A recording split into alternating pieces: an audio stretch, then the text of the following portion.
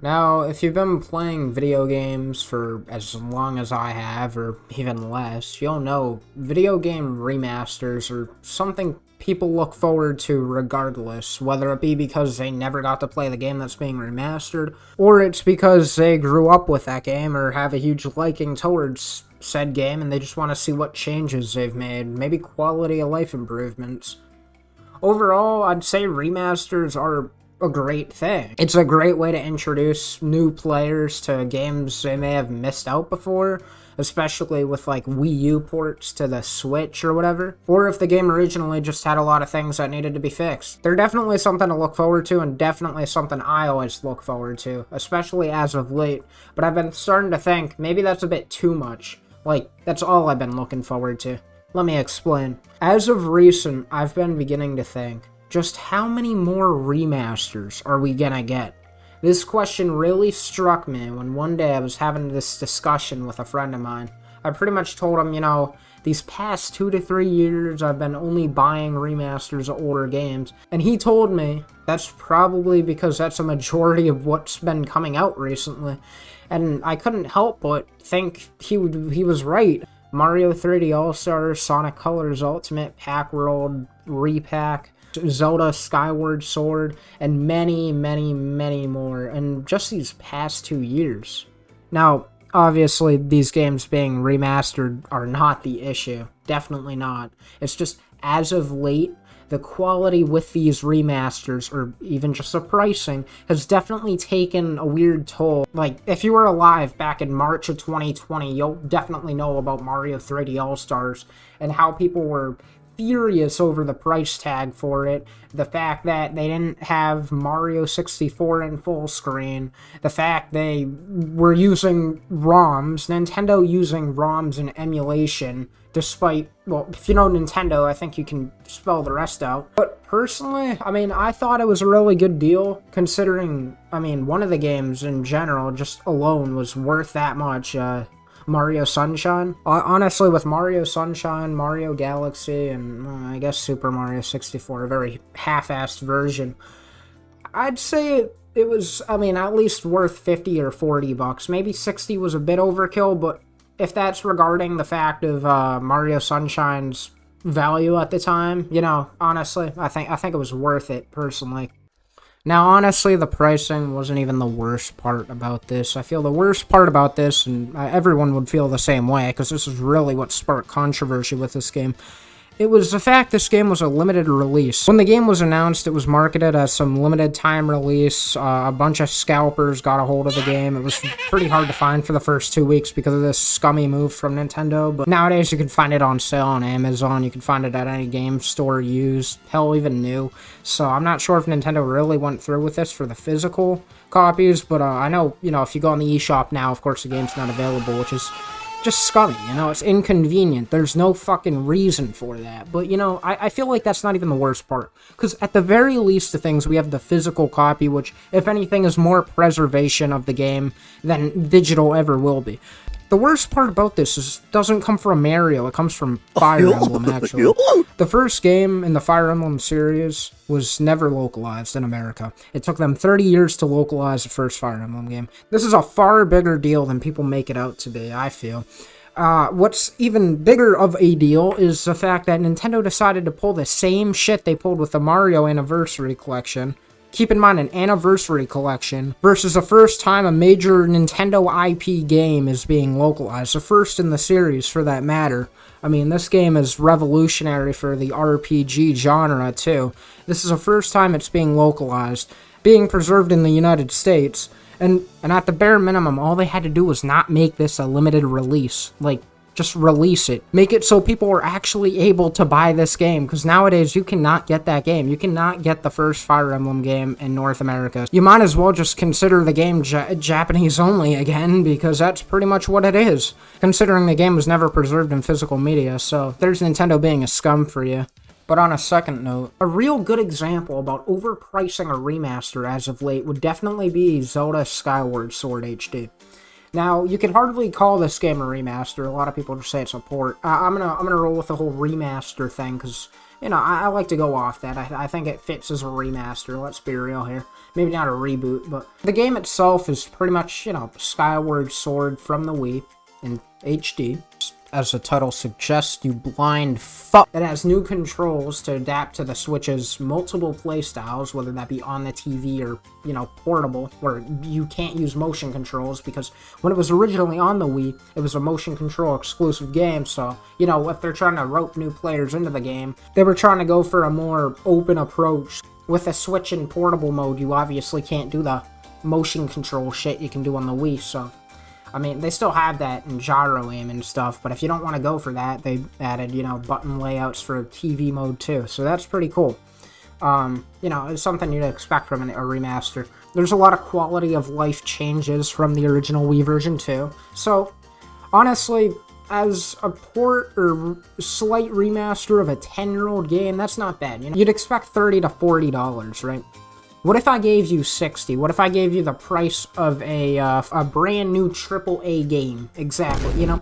It's just not a good deal, personally. Especially considering this is a standalone game, unlike the Mario Collection, which was 3 games, one of them being high value at the time. This Zelda game you can get online, the Wii version, for like $30. And honestly, playing the game myself, my biggest criticism is that the motion controls are actually better on the Wii version than on the Switch version. So, this isn't a bad remaster, but definitely not worth $60.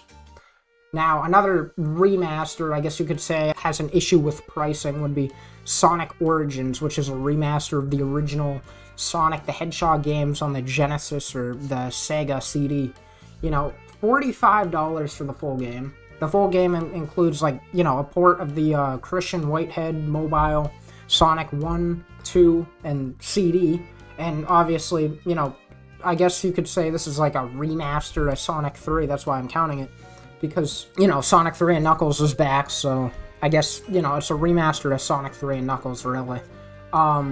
So, you get a handful of challenges for each game, and, well, I mean, I guess a very sloppily put together story mode that combines all the games, like you play all the games in a marathon mode, but, you know, the cutscenes don't actually connect. There are new cutscenes, like 2 for each game, but, you know, honestly, the price itself isn't that bad, but I guess Sega really did disagree with this. Sega did think this was a really shitty price, because they went out of their way to delist the original, like, ports of these games, right? So, for example, on Xbox, PlayStation, or I guess just Xbox and Steam and Switch, they got rid of the Sonic 1, 2, 3, Sonic and Knuckles, and Sonic CD ports. You can't buy them anymore. So those each went for around $5. So if you put them all together, that's, you know, that's about $25. So it's pretty understandable of why they removed all these games. But, you know, at the same time, it's kind of scummy, and I think the worst part about it all isn't even the price or the fact they went out of their way to delist these games. And, you know how I said $45 earlier? That's because they made a whole Ubisoft chart about the pricing, the versions and shit. So $45 for everything, right? This is if you pre-ordered the game. But that's not even the worst part. The worst part is the all-new bugs and glitches never before found in either the original or Christian Whitehead mobile port. So, I mean, honestly, what this remaster was bringing to the table was Sonic 3 and Knuckles on PlayStation and Switch. A few like challenge games, I guess you could say. They're not really fun, but, you know, they're there if you want them. And a bunch of new glitches to find and fucking bugs and shit, so it just makes these games worse. Personally, I think this is one of the worst ports, collections, remasters in the past years. I definitely don't think it was worth my money. This is a really solid example of a bad remaster or whatever.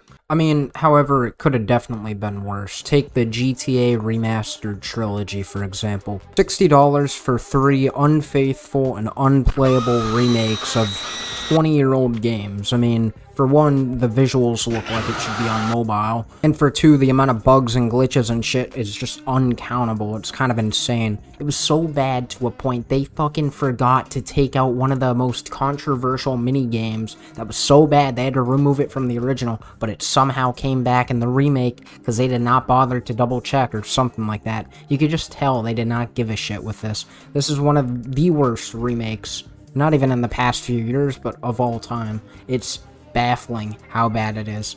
Now, compared to the last two, Sonic Colors Ultimate, although a decent remaster, was definitely one of the most controversial. This was due to the change in the graphical style, changes in things like controls, music, physics. They definitely made this game overhauled, and the worst part about it was, you guessed it, the new bugs and glitches. Even if it's normal for these remasters to bring up new issues when they're trying to add new things, because this remaster wasn't a barren one, they definitely tried to revamp the game, tried to remove the life system, they tried to add cosmetics, they added a new rival rush mode, although the UI for it looks like a Windows XP virus, but you know, they did a lot with this, so it makes sense why there's a lot of bugs and glitches and shit. Worst part about that is that Sonic Colors on the Wii is very, very notorious, or I guess well-known and praised for having barely any glitches for a Sonic game. Like, it's one of the most clean Wii games you could find. It has pretty much no glitches, almost. At least none that I ever ran into. So with this game kind of tarnishing the huge part of the original version, kind of defeats the purpose of being a remaster, don't you think? But overall, you know, it's not terrible. It's definitely a decent remaster. It's more of a subjective one, though. It's not a definitive version. I mean, it does bring new cosmetics, replay value, music tracks. So overall, it's not bad. It's alright. It's subjective, like I've said. Then at the bottom of the barrel, we have the remasters. Everyone can just agree didn't have to happen. Alex Kidd Miracle World DX. Honestly, just bland. And it's not because they did a bad job remastering this game. If anything, they did a really good job. They added a lot of new shit. It's just, the game at its core aged poorly. I mean, you know, it's not even the series itself that aged poorly. It's just this game, the first game in the Alex Kidd franchise. They were better off remastering the one from the Genesis era, if anything. Honestly, considering how simple the series is and how simple the format of remastering this game was, they should have just made a new entry. They could have just went with a Bubsy approach or something. But despite all the bullshit, the disappointment, the tears, the fucking blood, the good does come out, and has come out of remasters as of late. I mean, just recently we got the Pack World remaster, and I feel like that did an excellent job at bringing light to an older franchise while making them more accessible to a new generation, similar to how the Crash and Spyro trilogy were, if anything, almost exactly like that, just not a trilogy, which really makes me think, damn, 2016 was 6 years ago, isn't that crazy? But honestly, my favorite remaster has to be the Mario 3D World one. Obviously, you know, Mario 3D World at its core was, I mean, remastered just fine, I guess. Nothing too new, but the best part about it was that they almost added an entirely new game to it, Bowser's Fury. That was definitely well praised. It wasn't just some mini game that borrowed assets from 3D World. If anything, it kind of had its own assets. It was an original story. It had its own, you know, gameplay gimmick. It felt more like a survival game than a Mario platformer. Honestly, I thought it was really fun and innovative, so that was really cool, honestly. Definitely one of the most memorable remasters. Yes, it was priced at $60, but when you're adding a whole new gaming experience on top of a Wii U game that didn't necessarily get the light it deserved, plus the fact it's remastered as well, I mean, honestly, yeah, not too bad for a $60 price tag, if anything. But at the end of the day, all that stuff really boils down to the publishers, the developers, how much time they have to develop these remasters, or how passionate they are about the series or remastering. But that's gonna do it for this video. I'll see you guys next time. Oh, yo!